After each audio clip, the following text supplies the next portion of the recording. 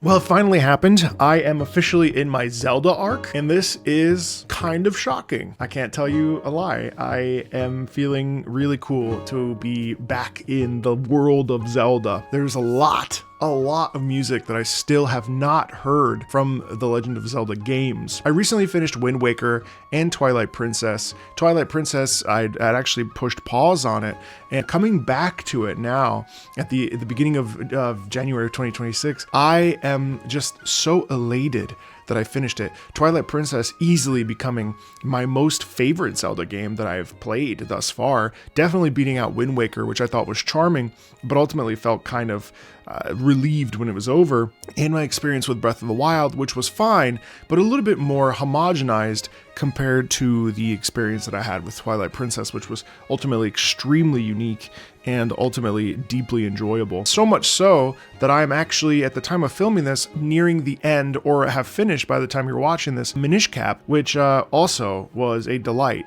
Now, I did use a guide and I did use chat's help for a lot of these things. I have to be honest, my brain doesn't really brain the way that it maybe should for when it comes to Zelda games. I don't know. But I'm really excited because today, one of my moderators, Kramen, has curated a wonderful list for me of a variety of tracks from Legend of Zelda games and some Twilight Princess that I have not heard before, or in the case of Twilight Princess, have heard before. And I'm really excited to dive in. First up is Link's Awakening, the Ballad of the Windfish. We have both the regular original version and we have the Switch version.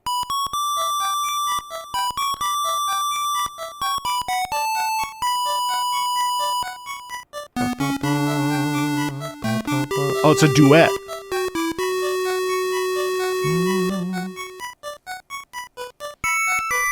It's so loud. Oh my God.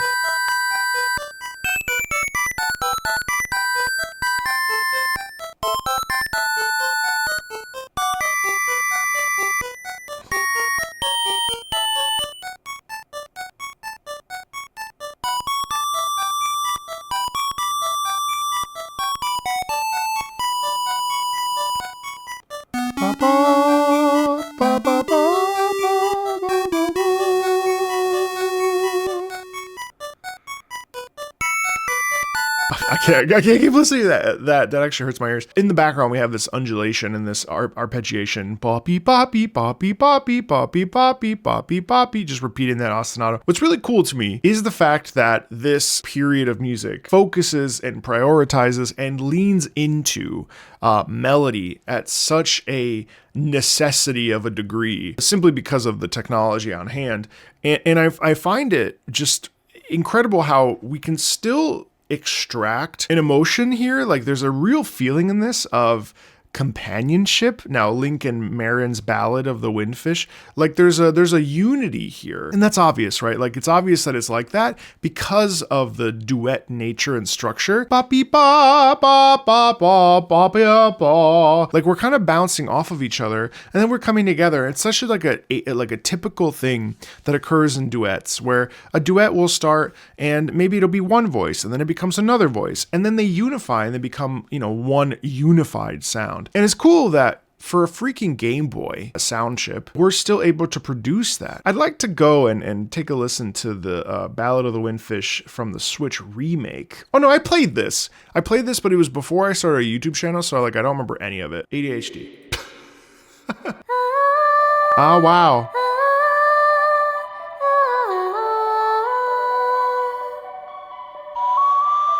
Oh, to use the ocarina. I like how the background ostinato in this case actually becomes a kind of mystical, it has that really nice echo hue to it, which I think is really fun because it kind of it provides this mystery, right? It's almost like we're trying to, if I recall, we're trying to wake up the windfish and hey, we're here, we're down in the ground, we're praying to you, we're paying homage to you. Wake up, Isn't the windfish in the egg at the top of the volcano? I can't remember. But I love how it starts with Marin singing here.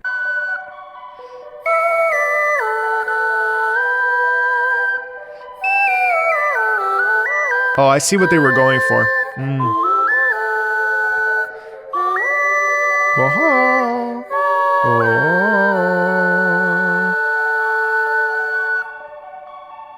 It's beautiful. You know, there's a real sound in there of reverence. I think what's really nice is that it's kind of naive. There's definitely a feeling and a vibe, and you tell me what you think in the comments, but to me, the vibe in that is really like beautiful. Like it's really like innocent and childlike. No, I don't, is Marin a child? I can't remember. I think, don't they stand? Yes, they stand in front of like, I don't know, in front of us of a statue. Can't remember. It's interesting to see. And I think this is one of the best parts of like kind of growing up with gaming is that we start with this Nintendo sound, the Game Boy sound, which is very obviously sharp, piercing. Honestly, kind of unpleasant, at least in this particular instance.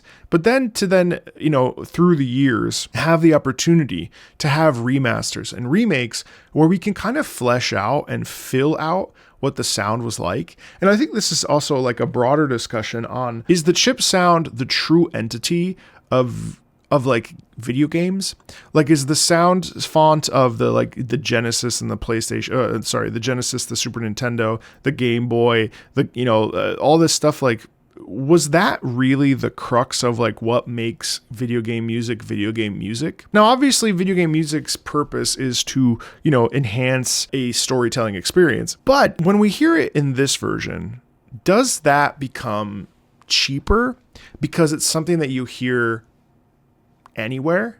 You know what I mean? And I think like that's a really nuanced conversation for a YouTube video, but I have to like, just as a thought, like that's something that's really interesting to me. It's like, okay, yeah, Link's Awakening, Ballad of the Windfish originally was on the Game Boy. That was all you had. That sound emulating other instruments, right? Through the chip qualities. And then to hear it in the Switch version, I just think that the juxtaposition is really interesting. And also, like, you know, it allows more playtime for the composers to kind of fill it out and create a different sound font. But I do think that the limitations are very interesting. Next up is A Link to the Past, Hyrule Castle. I've heard the Twilight Princess version, obviously, of the theme in Hyrule Castle. Here's the original. Have I heard Link to the Past? This is the one on SNES? Question mark? 91. I think so, yeah.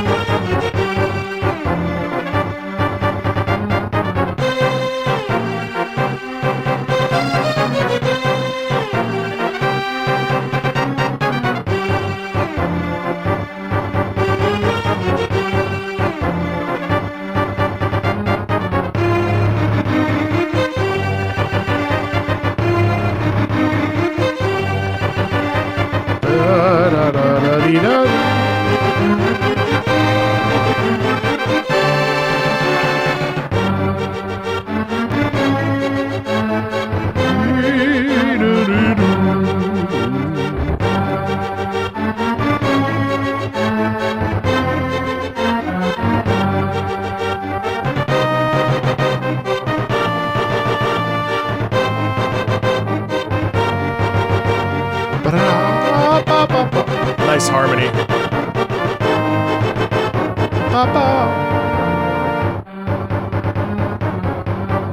How's the loop transition?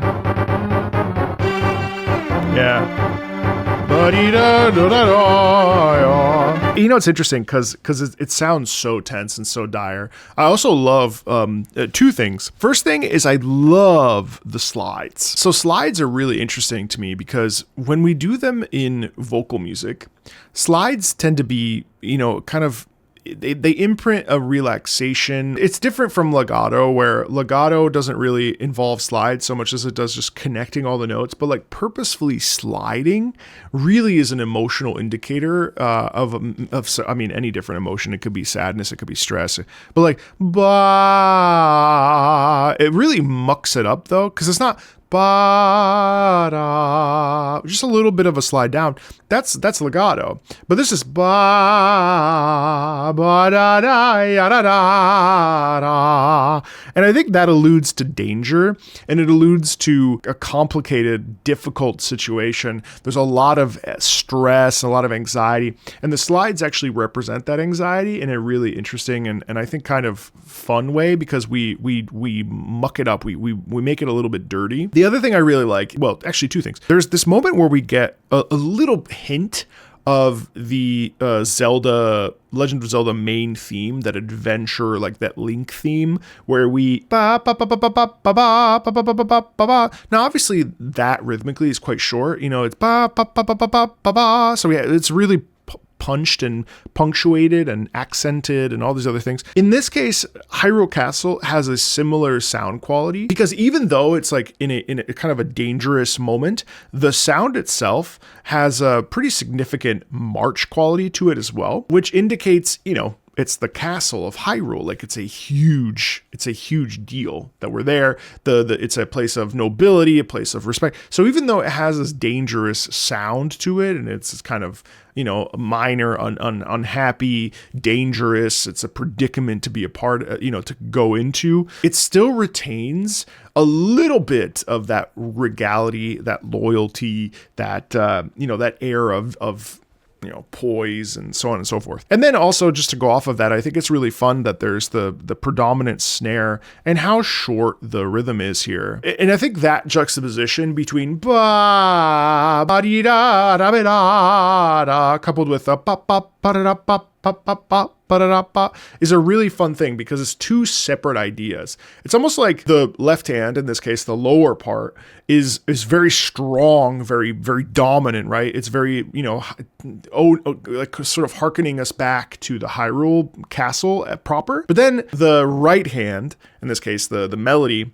is very slidey, very dangerous, very frightening, very, like, you know, slimy, slippery, Ganon-y, you know, very bad situation. Yeah, it is cool to hear the sort of the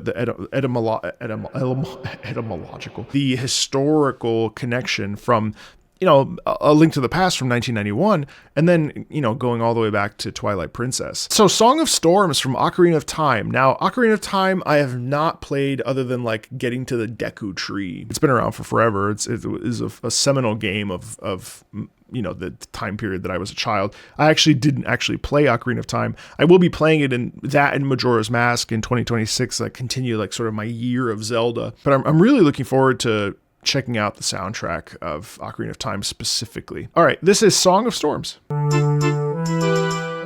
Oh, this plays in Breath of the Wild. The hurdy-gurdy. Ba-da-da, ba-da-da, ba-da-ba-da-da-da, da-da-da-da-da, ya-da-da-da-da.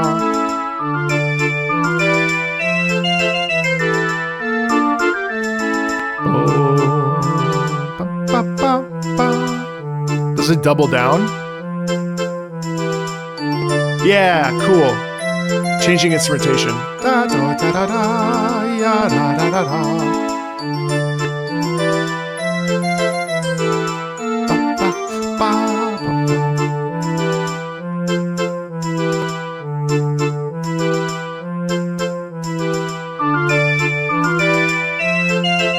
It's so magical, isn't it?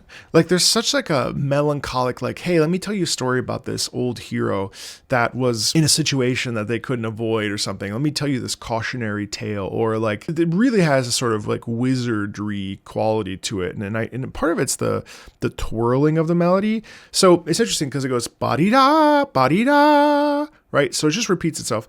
Ba-dee-da-dee-da-dee-da. Everything I'm saying, by the way, totally based on like vibes and emotion for myself. And you may have a totally different perspective. I think that's beautiful. Like I'm just kind of talking about music as I hear it. I love talking about music. It's so much fun to talk about music. And I think like, who knows? I mean, maybe Koji Kondo does. Like even and then I'm not even sure, because a lot of this is up to interpretation. Like whatever happens to the music once it's released, right? Ba-dee-da, ba-dee-da. I love that. Ba-da-da, ba-da-da. Just repeating the same three notes. Ba. We go up, ba, up. Be-da-dee, repeat, ba-dee-da-dee-da. I love that. that has like a Willy Wonka sound to me. That has like a sound of whimsy. But also because of it, there's a little bit of melancholy when we come back down. Ba beep ba beep ba beep ba ba beep ba beep ba. Ba beep ba beep ba. It's almost like, let me tell you a sad story of a time gone by. And then it's cool because then on the second part of that, when we repeat, and now obviously this is a big loop, the second part, it has a little bit more twinkle to it. Almost as if to say like, man, our warrior, our hero was down in the dumps, things were falling apart, and yet they were aided by this, this fairy that then took them and, brought them out of this world of pain. And instead it like led them to something, you know what I mean? Like there's a positivity in it, even though it's got melancholy and it's like telling you a story of a faraway land. I don't know. I find it really interesting. Also like the instrumentation choice, like obviously that's like a hurdy-gurdy. And then we get a little bit of, I actually can't remember what the last instrumentation was. So the first part is more like, it feels like it would be like a clarinet which actually I would love to hear this on a clarinet, or obviously, of course, an organ. And then the second part, it's still similar, but it has a little bit more twinkle in it. It's got like a glockenspiel in there. I'd love to hear a glockenspiel play this. And again, with an organ sound as well. And I think like the second half, the second verse is a richer, warmer, more like, things were kind of bad, but everything worked out. I love that vibrancy in that. And what a fun, mysterious, I don't know. It has an energy of sadness, but also it's like, let me tell you a story of wonder. You're never going to believe it. Yeah, things were looking really bad. And yet then, it's cool. Stone Tower Temple from Majora's Mask, another one that I want to play this year. I'm really excited. And I know that Ocarina of Time and Majora's Mask are pretty connected. What?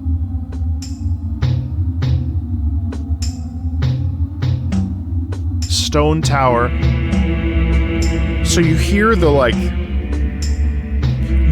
cavernous, I'm just picturing like these like, this like wall.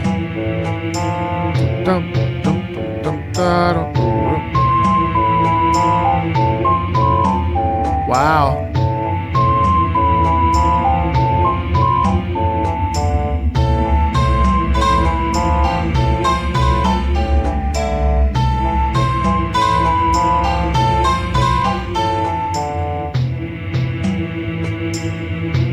Do you hear that? Do you feel that? Do you feel the lilt?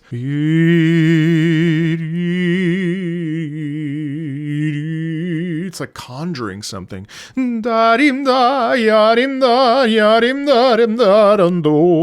All of it's very dance, like there's an ebb and a flow there that really lends itself to this feeling of like enrapturing yourself in this, and you hear the water drip from this stone tower. It's old, it's ancient. You hear like this splash of water. There's like magic around, like you feel the sense of like a pull. It reminds me of Mob Psycho soundtrack, but there's this like pull into the space, like come in, let me show you what you've been missing. I have a dance for you. It's very spicy. It's a little bit dangerous, and also I dare I say it, slightly sensual. There's a sort of like elegant,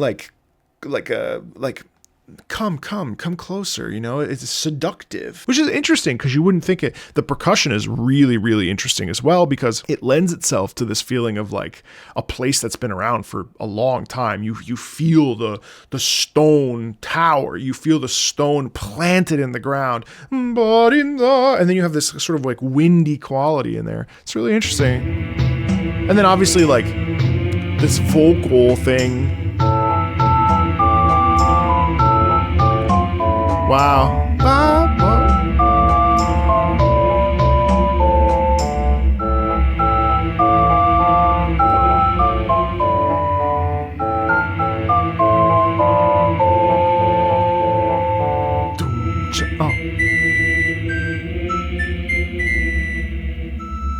It almost feels like, hey, over here. Do you hear me over here? With that flute. And then the drum is over there like, no, it's my turn. It's like people have been living in the stone tower temple.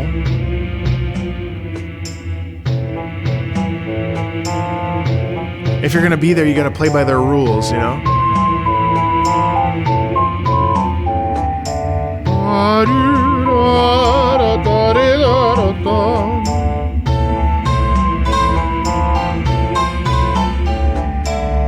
Sounds like a hammered dulcimer.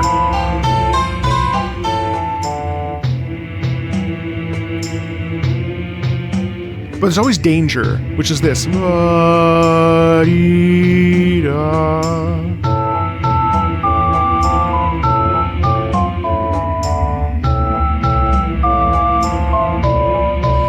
it's interesting too because with this melody that we just stopped at, there's also like sadness. There's also like, this is the end of times. This is, well, obviously because of the moon, but like this is a place that had potential that has not met its potential. Like this is an ancient place that's been around for forever. It's going to be a part of the destruction. And it also has this like reverie to it. You know, it's weird. I'm just pulling shit out of my head, but it's like missed opportunity. It's like, I can't believe that this is what we've become.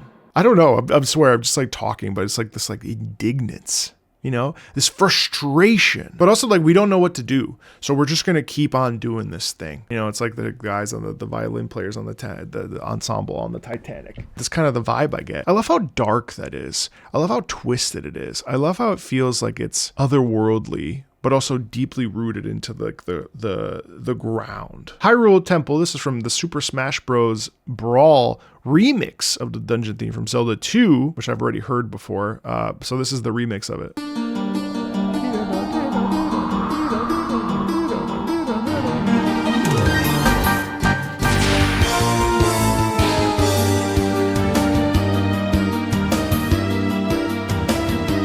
No, but why does it sound like a Castlevania track? It sounds like, oh my god, it sounds like, oh my god, it's so funny. It sounds like it's out of Symphony of the Night. Okay.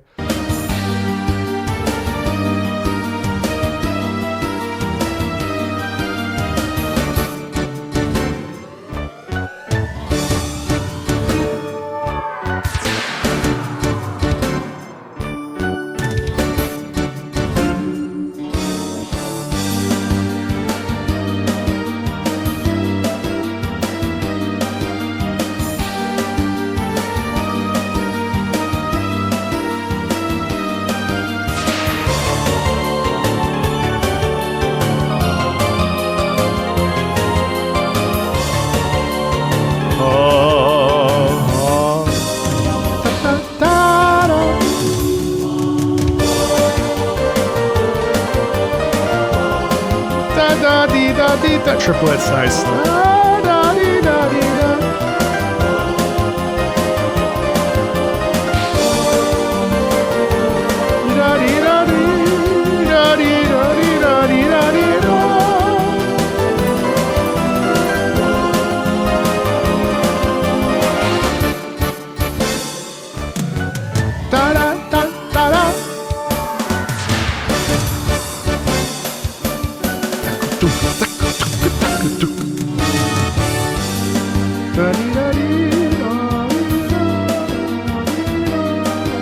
And I think like obviously all the dissonance there plays into like this whole like, oh my god, this is a dangerous place. We don't want to be here. This is a problem. Da dee da dee da da dee da da dee da da da da da.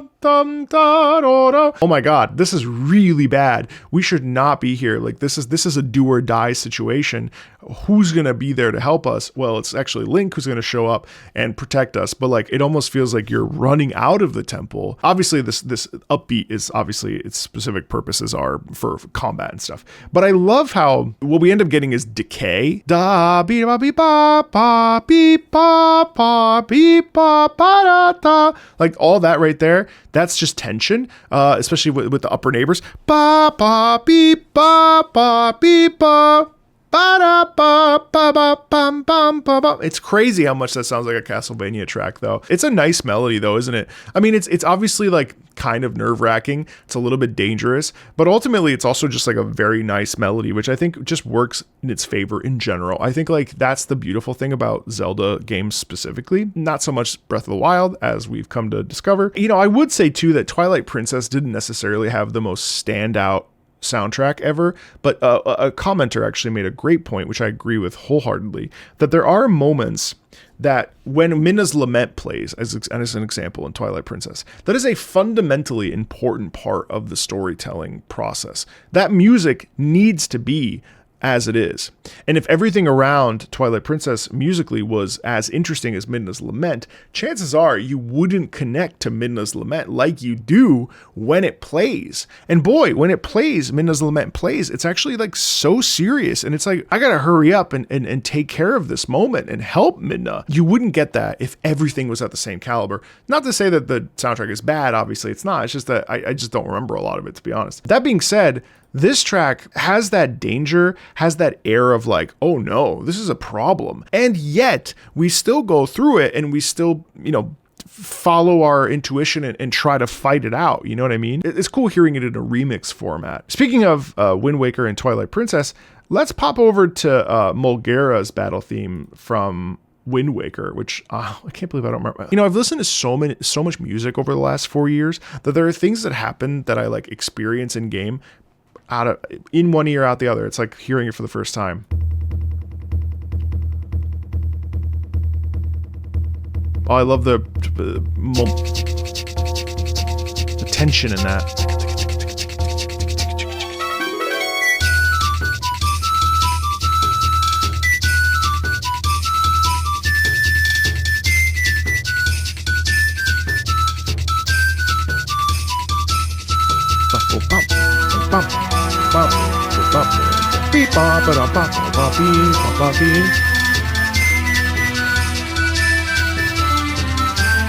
Yeah, let me just pause really quickly and just mention how much like I really appreciate and like the tribalism in that sound. Like there's this air of elegance and reverence that goes into that, even though we're also like, holy, I gotta get out of here. You know, I love the percussion there. It's not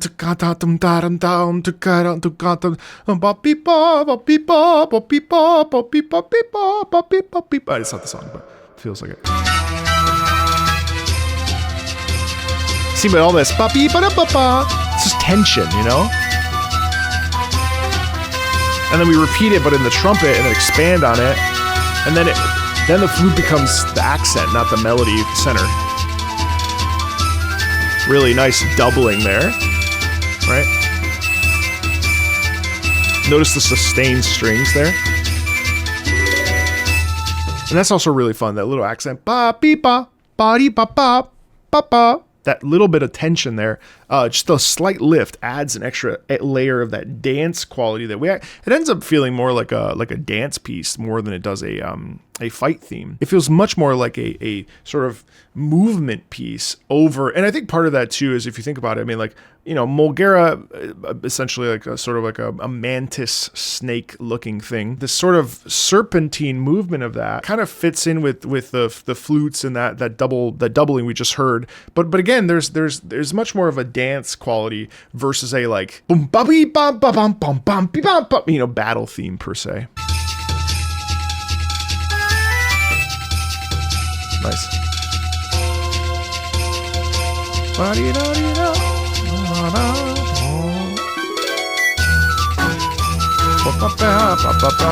Now it picks up, so we have a little bit more percussion emphasis.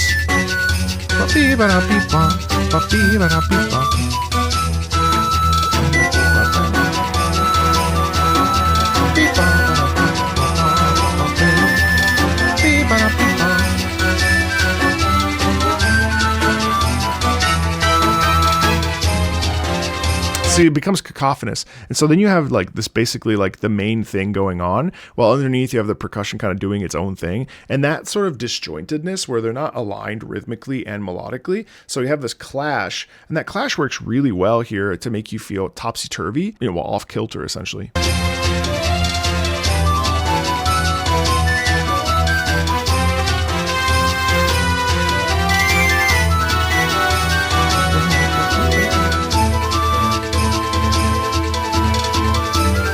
love that.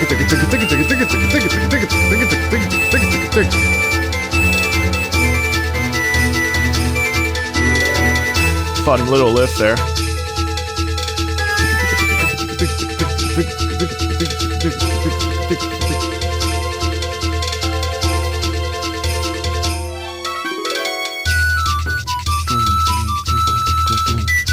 Yeah, and in a lot of ways, Molgera's theme actually feels it's very tribal, of course. It actually feels more in line with a Monster Hunter theme, which is actually excellent, and it's nice to revisit this. And I think ultimately what's really cool is that there's a real feeling in it of like an extended tension. So not necessarily through rhythm, even though there's the percussion that's playing boom, boom, boom, boom, which I think actually fills out the sound. But there's just a prolonged sense of tension in this that really feels like it carries the piece forward, if that makes sense. Like there's wonderful momentum. It's fun to hear the juxtaposition between the lyrical melodic part, the very sing-songy melodic part with that flute, coupled with that bass drum percussion-y thing that's kind of moving the momentum along. And I wanted to pop over to Malo Mart. Okay.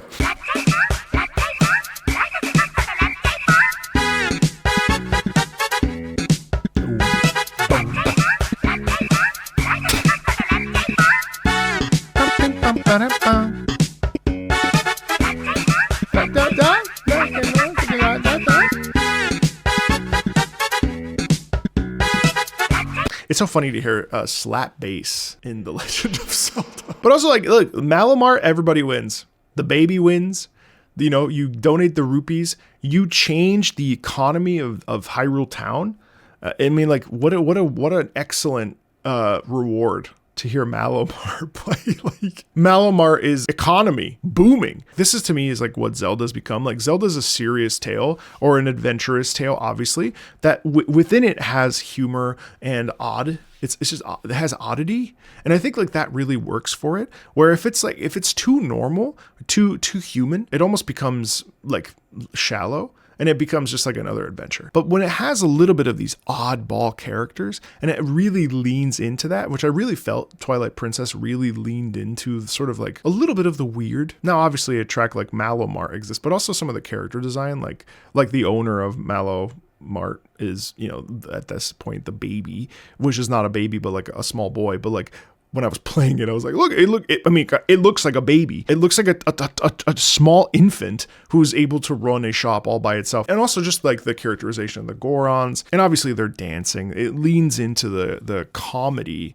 and the slight oddness that we probably get a lot in Majora's Mask, which I haven't played enough, but like the character designs and the style that really makes Zelda, I think, Legend of Zelda games more interesting and more unique than anything else within the like adventure puzzle space. Zelda as a game series is just immensely charming. And if I consider like Minish Cap is the same thing. It's just a delight. You know what I mean? It's hard. There are things, it's really easy to get lost, especially in 2D Zeldas I'm finding. But it's just so quirky and it's like slightly weird. The talking hat and like all this other stuff. You just embrace it and you're like, well, that's just Zelda. And I love that. And so Malo Mart to me, I mean, there's not like a deep analysis to do about Malo Mart, but Malo Mart to me is a theme that reminds me of the fun, charming, quirky weirdness that Zelda can bring, which is delightful. I wanted to go over to the Skyward Sword Skyloft theme. Skyward Sword, I know, is a bit of a contentious one, but it is actually on my playlist for this year. I'd love to get over to Skyward Sword eventually, just because it just looks really good. I mean, like, the music is astounding. So, like, let's listen. Oh, that is so beautiful.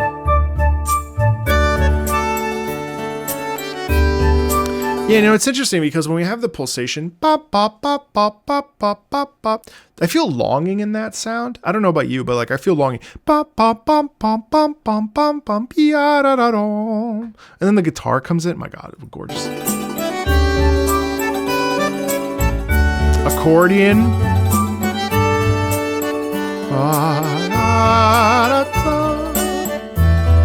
God, that's excellent. Is that a ukulele in the back? No. Mandolin. This is above the clouds. This is just like, it's the sun shining down on a beautiful cloud. I mean, I know what, you know, Skyward Sword looks like, and it's just elegance. It's just clouds and the bright sun and just flying peacefully on that giant stork thing. And just, life is so good. We're in the good old days, and we're just like, just enjoying the weather.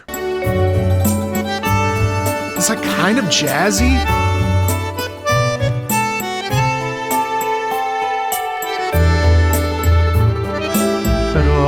A nice resolution there. A little bit of the bird chirping there.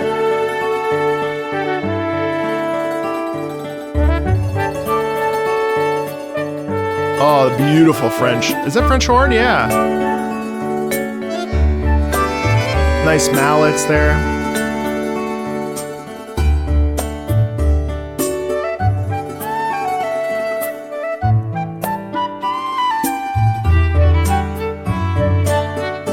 It almost has a fugue-like quality, or, you know, a rondo, where we're passing the ball, we're passing the baton from instrument to instrument to instrument, and it's like we're all just kind of vibing, you know. It's like, oh man, this is so nice, isn't it great? Yeah, I think it's great. Isn't it great? Yeah, it's excellent. It's just passing the ball.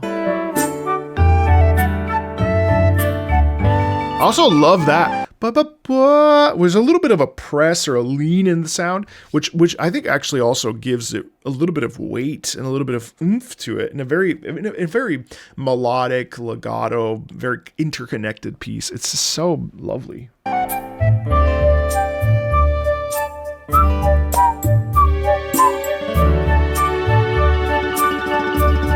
That's nice.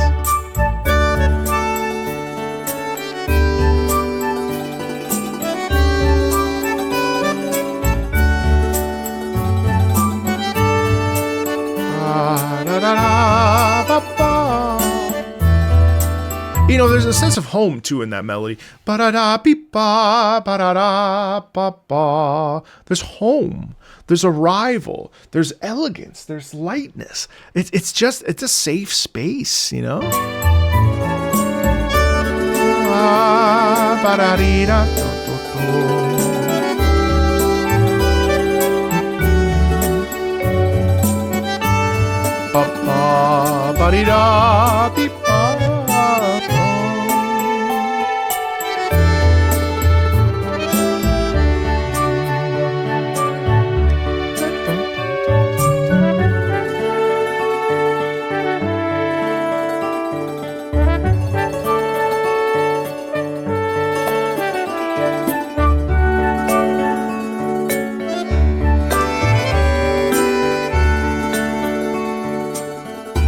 God, the mandolin is such a sublime instrument. Also, it's a little bit spicy, isn't it? A little bit of dissonance there, just a little bit of a, you know, a little bit of a note out of the key. You know, it just feels good. And then they kind of sync up on top of each other too.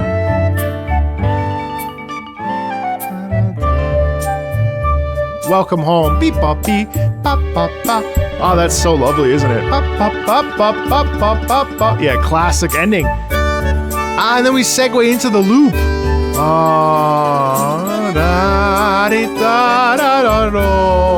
It really is elegant. It's really elegant, and it's really relaxed. I love that. So interestingly enough, I actually think that Skyward Sword, based on the limited things that I've listened to, I actually think Skyward Sword might end up being my favorite Zelda soundtrack at one point, once I get to it. I really feel that way because the instrumentation is so rich, the music is so beautiful. There's a real elegance in much of the music that I've heard from Skyward Sword, and it just feels very mature, very adult, very poised. It's just very, very beautiful. Moving on to, of course, Colgera's battle theme. Now, I'm assuming that Colgera, Molgera, some sort of, maybe their brother and, you know, cousin, I don't know. I've never actually sat down and listened to this, so I'm gonna let this one play out. Feel free to skip along to the end if you want, or come listen with me, but I'm really excited to hear this one. I'll try to stop maybe one time during the piece itself, but it's a long one.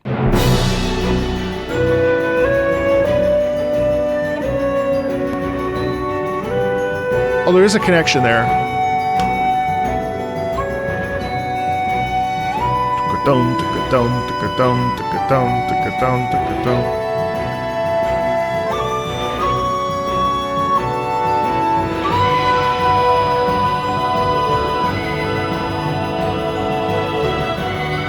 Listen to that.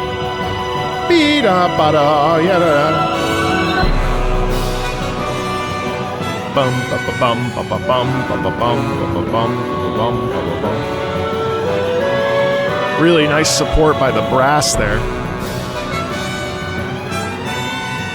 Oh, the twirling of the wind. Nice subtle chorus in the back. Oh, it didn't repeat. Nice sharpness there.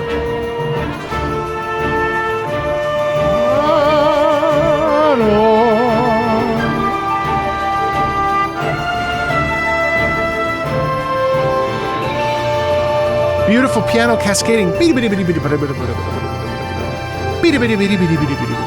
Because we're falling through the air, I assume.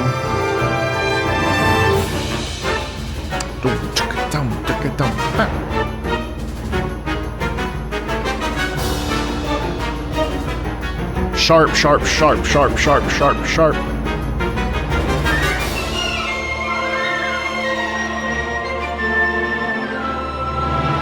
Then the woodwinds there give it a warmer sound. Kind of resolve. Nice talking there. Ooh.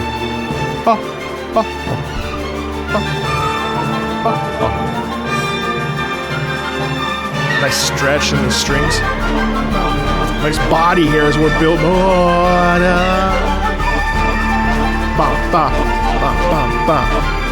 Nice.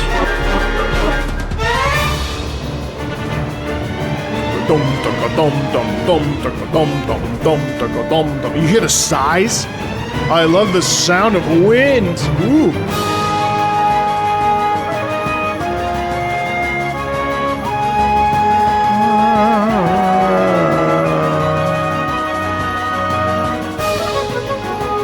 Oh, wait.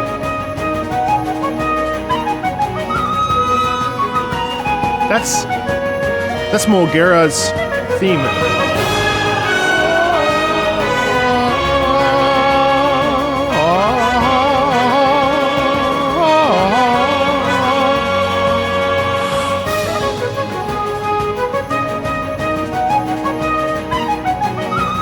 That's a beautiful back and forth.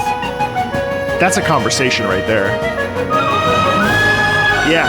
So we got the flute, or the you know.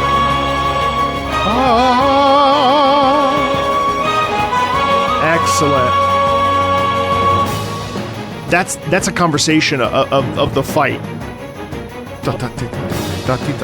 I love this reverse singing thing that's happening as well. It's almost like waking Colgera up.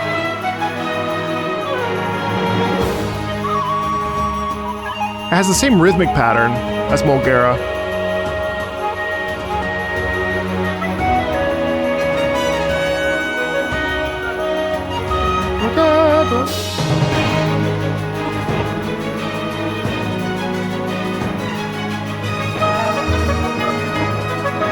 Hold on now. Ah, yeah. Are they the same race of animal? There's a real dance quality in this, but this is Colgera's theme is much more grandiose. It's almost like Colgera is like the mother of Molgera or something. There's a certain quality in this of real age and size, and I love the callback between the flute instrument and the chorus especially. It's very grandiose. I love the size of this sound.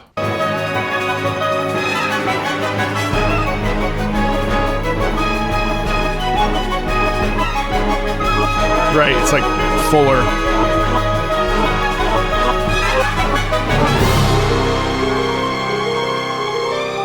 I love that. Oh my god, the tension in the strings is ferocious.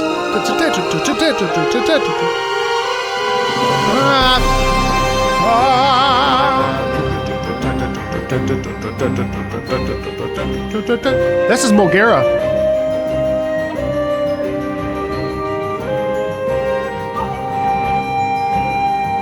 But you can hear the wind because it's a wind instrument. Woodwind instrument, so there's...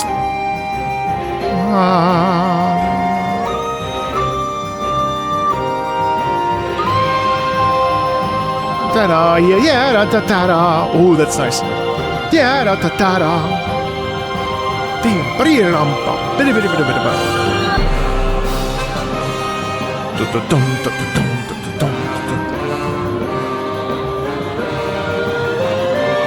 Again, the wind theme there. Again, now you hear how the lower brass takes over. Such an excellent use of the upper, like altos and the brass.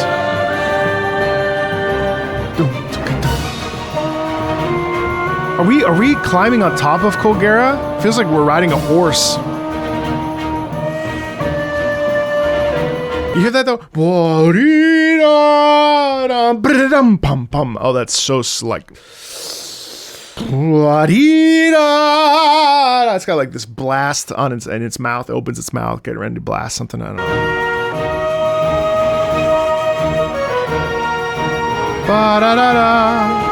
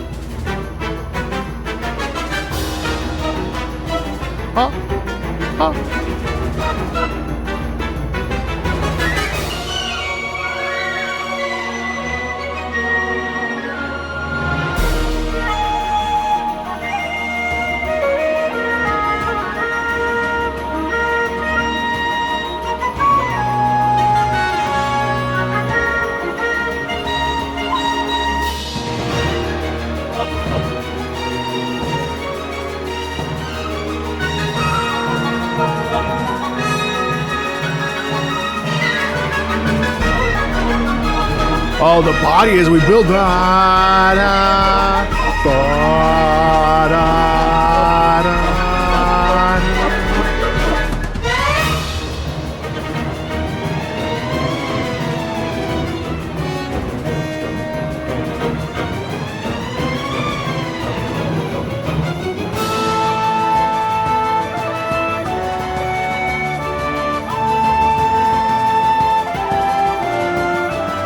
See, this is full of hope, actually.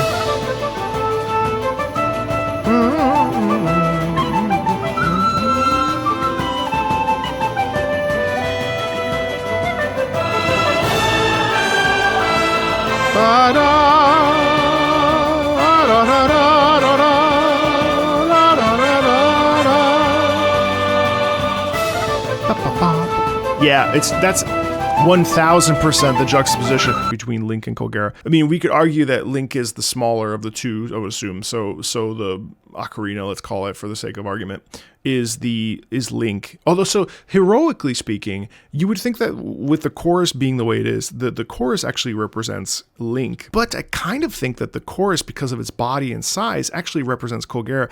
But I almost feel like there's a reverence that's occurring with this because maybe Colgera's size. Now, I haven't seen Colgera in Tears of the Kingdom, so I'm assuming it's considerably larger and it may be floating in the sky since we have the wind sort of motifs in there. I actually think that Colgera is an ancient being that needs to be put to rest, but there's a bit of sadness or reverence or majesty in seeing it, right? And also fighting it. Like there's this sense of like awe and like, oh man, I almost don't want to do this. So it's hard to say like which voice, which character, which entity is being represented by the chorus versus the flute, the woodwind instrument.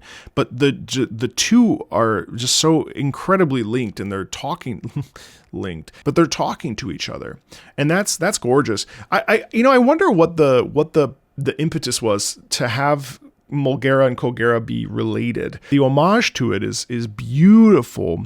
And this is just a very small sampling of the music in Legend of Zelda games that, frankly, I still have more to listen to. And I'm kind of a freak. I love listening to music out of context before I hear it in context because it allows me to kind of spin and imagine what things could sound like. And I would encourage you to consider doing that as well. It's really fun. I have no idea what Colgera looks like, or Molgera. Well, that's not true. I played Molgera. I'm ADHD. I fought Molgera. But the idea of Colgera being this like sea wind serpent, and like how we enter into this conflict with Colgera is so cool, because I have an idea in my mind based on also what I'm hearing musically. I bet you it hits really hard in context, but what a gorgeous piece of music. And honestly, all these pieces are wonderful in their own way. It's amazing to be following in the footsteps of a giant IP that is still going all these years later, considering where we come from when we look at, the Ballad of the Windfish. So yeah, thanks a ton, and I'll see you later.